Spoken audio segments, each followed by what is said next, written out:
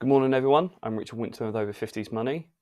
Today, I just wanted to take a minute and thank everyone for the work that you've been putting into this petition and Ofgem consultations as well. So I know I was a little frustrated on Friday with their decision to increase supplier profits.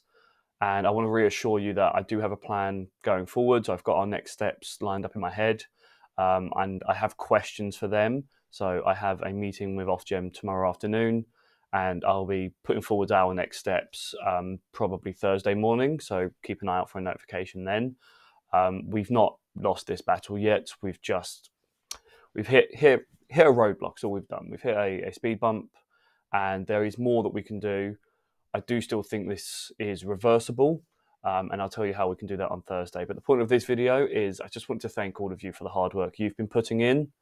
Ofgem's consultation decision document gave quite a lot of credit to us, in fairness. It did mention all of the responses that you guys have sent in, and they did an entire appendix at the end, little 3 pages worth, summarising all of the responses that you guys sent in, and I just think that's incredible.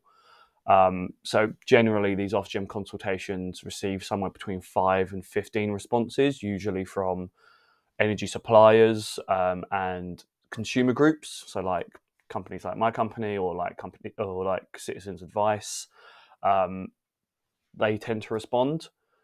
In this consultation, Ofgem received over 1,200 responses from individuals. That's you guys, and they accredited that to the petition. I mentioned the 350,000 signatures, and then they summarised all of your responses in an appendix at the end. And I just think it's amazing how many of you have got involved with this consultation process to tell them that we didn't want profits increased. Now, obviously, it's disappointing that they didn't listen to the 1,200 responses and they've gone with the 10 suppliers that said increase it. But there are next steps that we can take, and at this point, we should just look back and reflect on how positive it is that we managed to get over 1,000 people involved in these consultations. I think that's amazing. So look, if you look here on the screen, you can see we got mentioned very early on in the consultation decision document up here on page 12 with the 1,200 responses, and they give us 3 or 4 paragraphs here. And then down here on page 79, they start in the appendix 2 summarising all of the responses that you guys sent in. So if you did send in a response and you want to have a look at that, please download the document. The link is in the description below.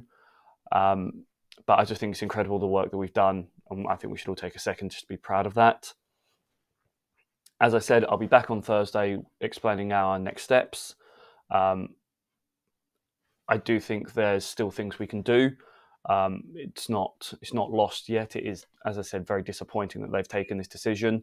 But once I've had my meeting with them tomorrow, I can more clearly outline what I think we should do next, and hopefully I'll have some answers from them on how we engage with them in the future. But I don't think engaging with Ofgem on this issue is possible at the moment. So our next steps will probably involve going to government. But yeah, that's not the point of this video. I'll come back to that on Thursday. I just wanted to say a big thank you to everybody, everyone that signed the petition, everyone that shared it, everyone that got involved with this consultation, sent in their emails. Whether it was a copy and paste of the answers I sent in, or whether you took the time to put in your own thoughts as well, every response is a positive response. So thank you for that. Please do keep up the hard work.